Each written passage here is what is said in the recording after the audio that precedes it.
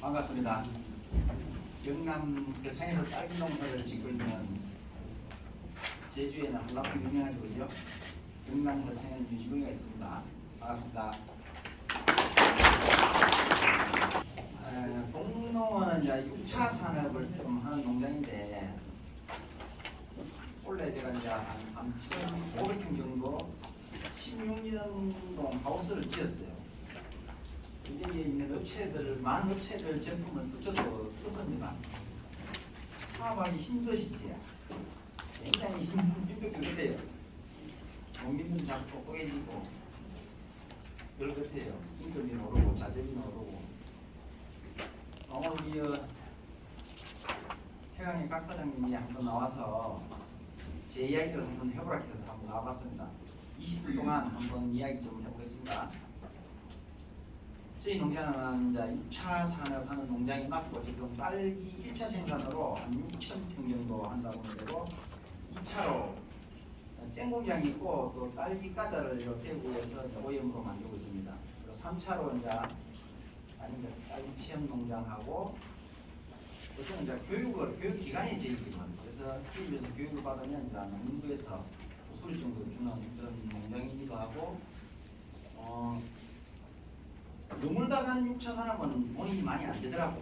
그래서 저는 지나가는 6차 산업은 돈이 많이 안 되기 때문에 머물다 가는 6차 산업이라는 말을 제가 아마 처음으로 쓰시는데 그래서 제가 이제 폐교를 하나 사가지고 글램핑을 운영해요.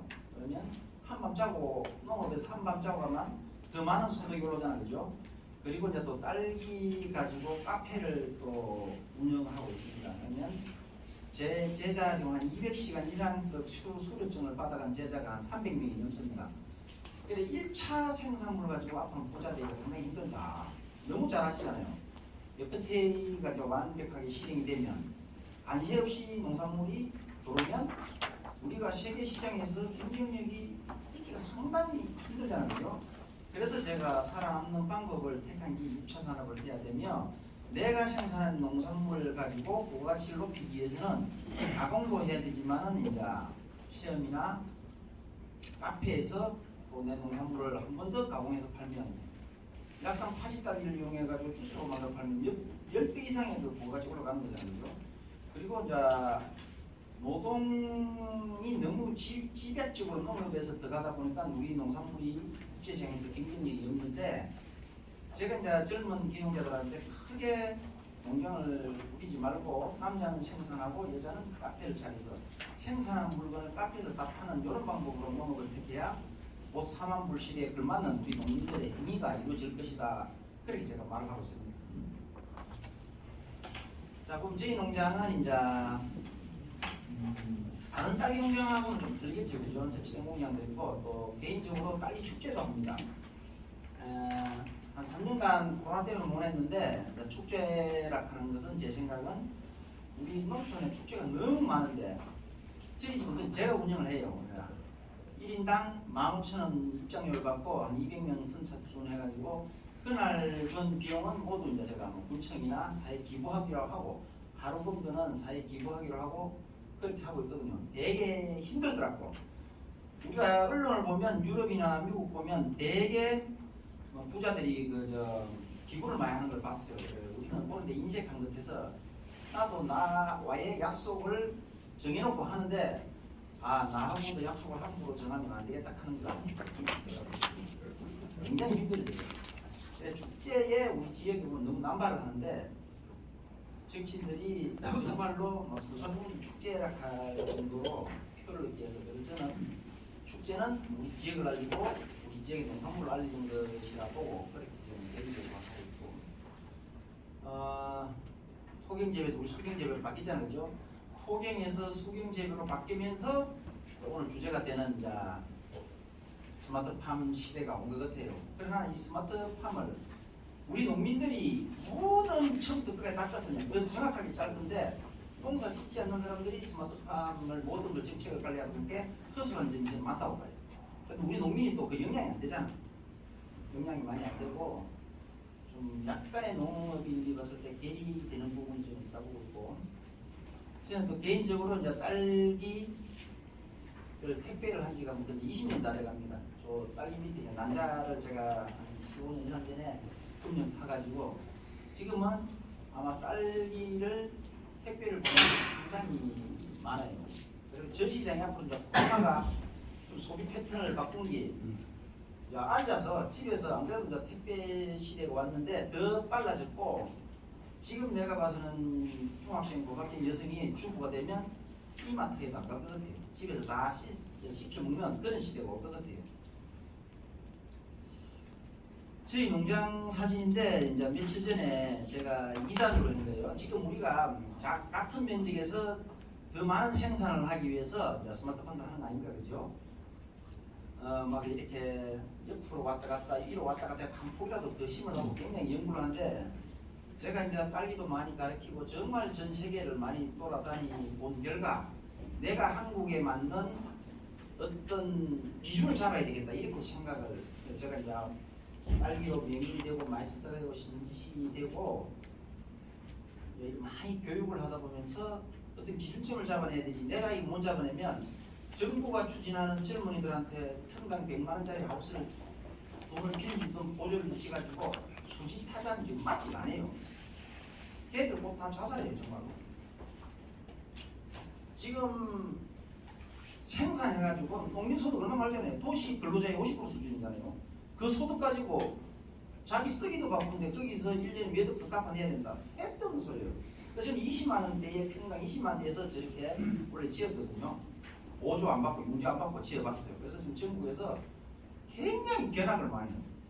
저희 지금 일을 못할 정도로 견학을 많이 해서 10월 달에는 27일 날 오전 10시에 내가 다 오라 했지만 한 3, 40명이 왔더라고. 11월 달에는 22일 날 오전 10시에 제가 오라 했어요. 전화 오는 사람들을 그냥 하루 정도는 투자해도 시도 때도 저걸 구경하러 오니까 제가 일을 못 하겠더라고요.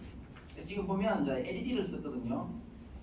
우리가 지금 농민들이 2단 재배 농가들이 많아요. 밑에 LED를 안 쓰고. 그러면 소득이 좀 수량이 구애를 100으로 봤을 때 밑에는 3, 40도 채 안 돼요. 각 1%가 소득 1%라고 하는 거는 네덜란드에서 벌써 그 스마트폰을 정해놓은 거거든. 우리가 굳이 찾지 않아도 네덜란드에서 정해놓은 거는 그대로 가져오면 돼요. 너무 밑에서부터 찾아 올라갈 필요 없어. 데이터를 제가 봐서. 그래 제가 이제 2, 3년 전부터 저걸 우리 교육생들한테 제자들한테 말을 했지만은 저 한 30명이 나보다 먼저 저걸 작년 재작년부터 한 거예요.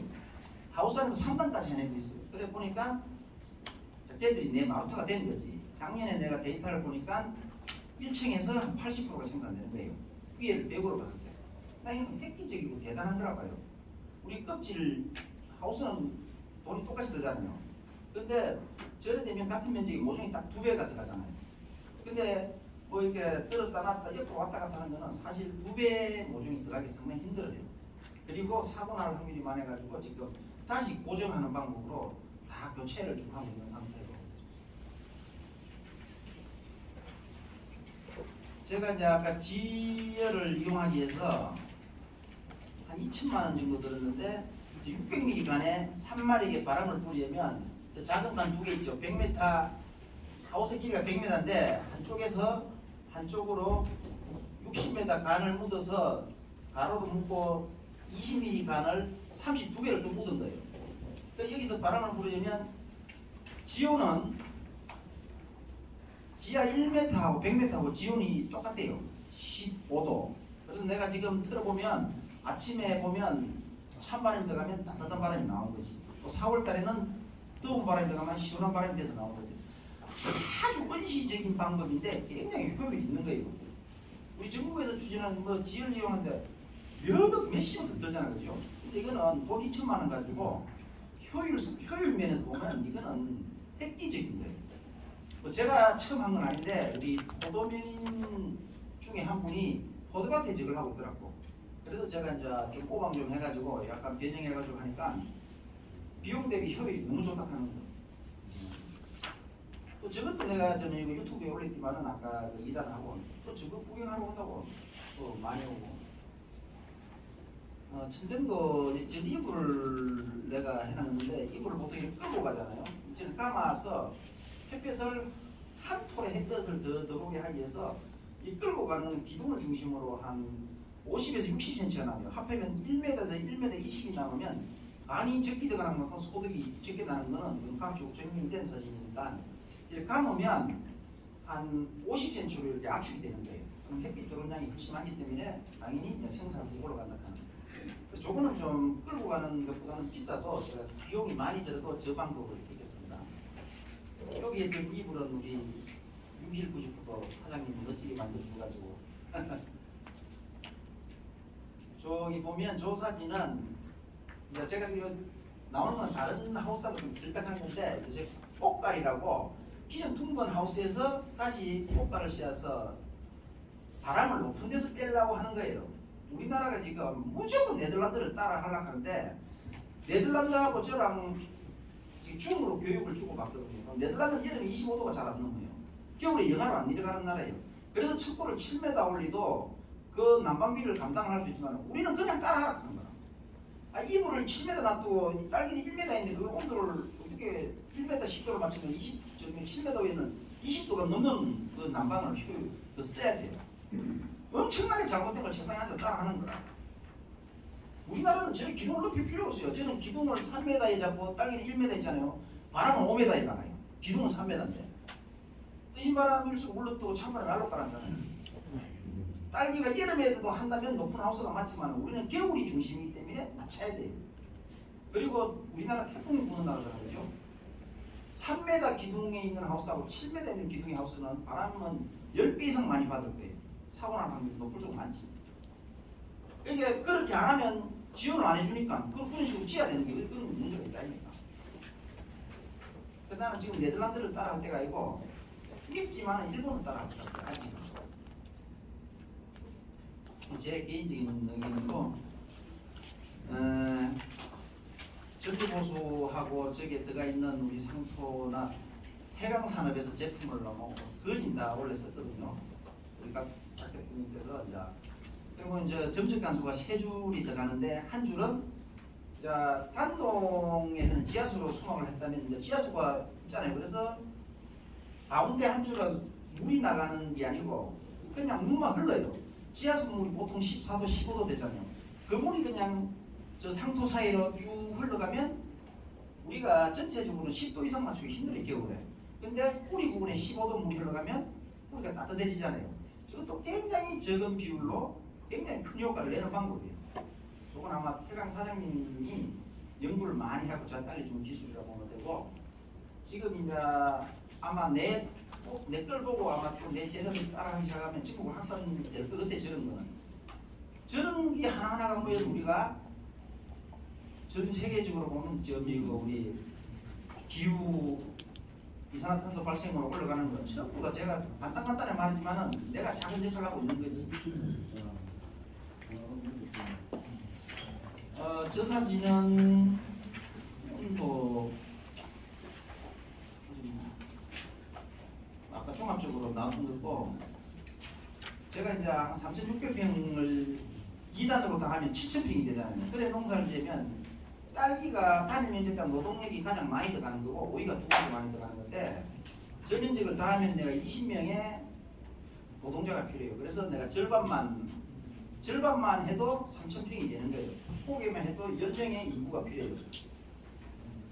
그래서 절반을 다 하려고 하니까 제가 이제 좀 노동력이 적게 들어가는 걸로 열대야로 지금 망고나 리치 같은 거를 좀 생각하고 있고 11월 달에 감자를 심어서 내가 3월 달에 캘라고 기간 동안 망고나 리치 심기 전에 좀 더 계획 잡고 있는 그러니까 효율이 생기잖아요. 2단으로 하니까 저 면적이 남은 거예요. 그냥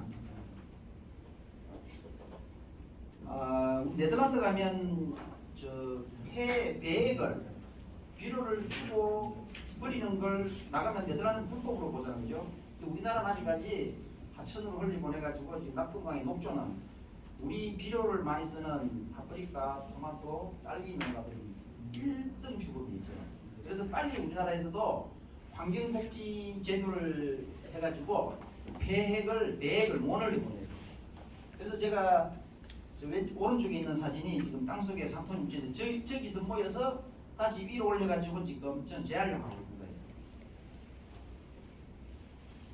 거예요. 저거는 무조건 앞으로 몇 년 내로 저래 가야 된다고 봐. 우리 낙동강물이 오염된 걸 정화해가지고 부산 사람들이 먹고 있잖아요. 청도 사람들하고. 우리 농민들만 좀 때리잡으면 저는 정합이 많이 안 들어요. 저 부분 우리 지금 사람 복지는 거의 완성이 돼가고 있고 개 고양이한테 복지제도 쓰고 있대. 빨리 환경 복지를 써야 돼요. 농민들 나를 비롯해 다 무식해 진짜. 막 다 버린다고. 저런데 좀 투입해가지고 저런데 보조 줘가지고 재활용하게끔 하면 우리나라 낙동강이 녹조 저런 거 저만큼 안 생겨요. 소양강 때문에 농민 없잖아. 소양강 때문이거든요. 그래서 소양강 때문에 깨끗하잖아. 농민이 제일 큰 죽음이에요. 제가 비료를 진짜 막 차로 몇 바리들 산게 그게 30~40%가 그냥 낙동강 다 흘러간다고 보면 돼요. 그때 또 원래 인상갈이 필요한 포가 12만 원까지 올랐어요. 작년 6만 원. 비료값이 2배로 올랐거든. 그러니까 30~40% 버리는 비료물을 다시 재활용하면 저도 30~40%의 비용이 절감이 돼요. 여기는 이제 하우스 내 200평을 이제 정원을 꾸미려고. 그러면 저희 집에 처음 오는 사람한테도 나한테도 좀 저기서 아마 저 평소에 2단으로 재배하면 5천만 원 정도 조수익이 생산되는데 정원 가꾸면 내 몇천만 원 들어가겠지만은 비용으로 봐서는 사업성으로 봐서는 없는 거지만 저거 하나 있음으로 해서 공동의 가치를 올린다. 이 가치는 돈으로 환산할 수 없지만 미래로 봤을 때는 나를 도움을 줄 수 있는 거잖아요. 그죠? 다른 집에 가니 이 집에 가면 정원도 있고 돈도 있다 이런 거죠. 꿈은 이루어진다. 제가 이제 딸기 박물관도 우리나라에서 못하는 일을 하나 해놨습니다. 박물관도 제가 이제 딸기 농사를 짓다 보면서 지금 딸기 산업이 우리 농업 중에서 6번째 규모가 크더라고요. 양돈, 쌀, 한우, 젖소, 닭다리 우리 딸기예요. 1조 지금 아까 2천원 나왔는데 그 1조 5천원씩 되거든 딸기가. 그럼 계속 이렇게 성장해오는 작물이 자랐는데 딸기는 전 국민이 제가 서울대 다니면서 농무 담배를 썼는데 20대에서 50대까지 남녀가 제일 좋아하는 과일이 딸기로 내가 그걸 통계를 한번 낸 적이 있어요. 그래 이렇게 산업이 크고 좋아하는데 딸기 박물관이 있는 거예요. 그래서 내가 이제 한 30여 평 해가지고 내가 기록을 좀 남겨놨어요. 근데 지금 우리 경남에서 경남도지사가 딸기 연구소를 아마 만들 것 같아요. 진주 쪽에. 그래서 저한테 전화가 와가지고 이제 좀 묻더라고.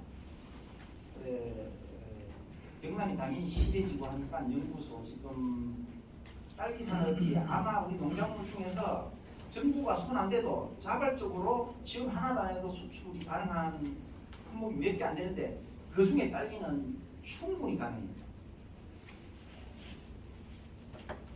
저희 아들하고 이제 아마 박물관에 이제 벽화들이 났는데 저는 얼마나 농업을 사랑하고 좋아하는지 제 딸 둘 아들 하나까지 이제 딸 둘이는 이제 대학교 4학년인데 둘 다 들어오기로 했고 애들 아직 어려서 그때 이제 다 며느리 사이까지 다 하면 이제 6명이 되잖아요, 그죠?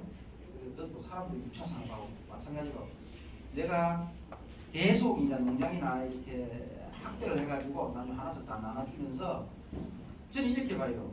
농업이 왜 공부에 대해서 좋은 집이라보다도 그 영국의 물리학자 그 스티븐 호킹 박사가 지구가 종말론을 어떻게 했느냐면 인간이 AI를 만들어서 일자리를 다 뺏어서 인류가 종말을 하겠어요.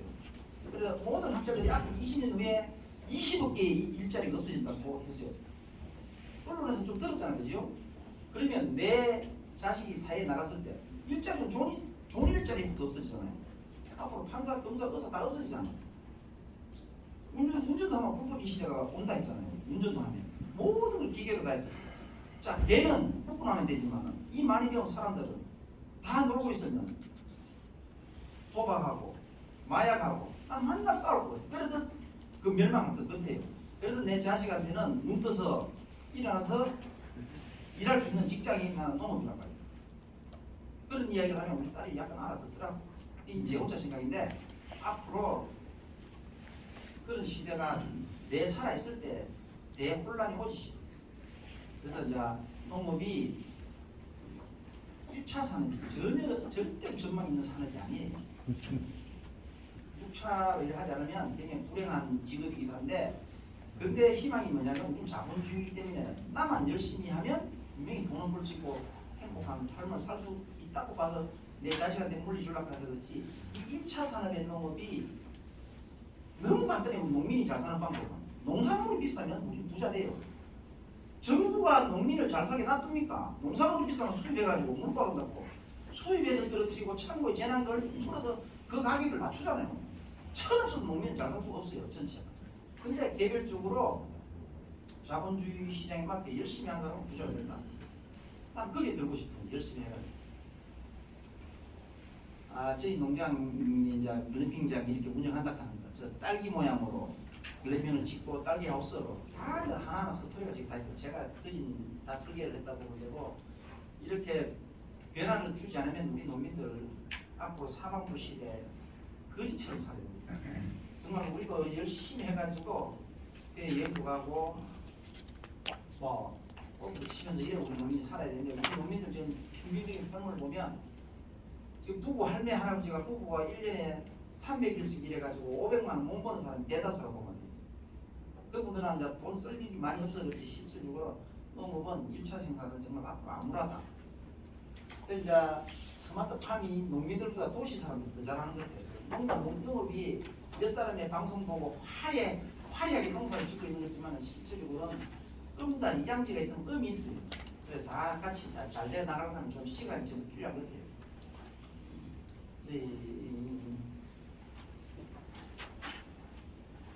시간이 약간 뭐가 되는데요. 저는 10살 때부터 농업이 꿈이었었고, 그래서 농고를 졸업하고 지금 20살 때, 지금 제가 나이는 좀 들어 보여도 제가 이미지가 52입니다. 34년 농사 지으면서 이만하고 제가 마칠게요. 꿈이 없는 사람은 숨쉬는 시체다. 나는 나이가 많아서 안 돼. 나는 돈이 없어서 안 돼. 이런 말을 너무 주위에서 많이 하는 거예요. 근데 정말 숨만 쉬서는 안 되잖아요. 그죠? 그래서 여러분들도 꿈을 꾸고 하시는 일 다 잘 되기 바랍니다. 감사합니다.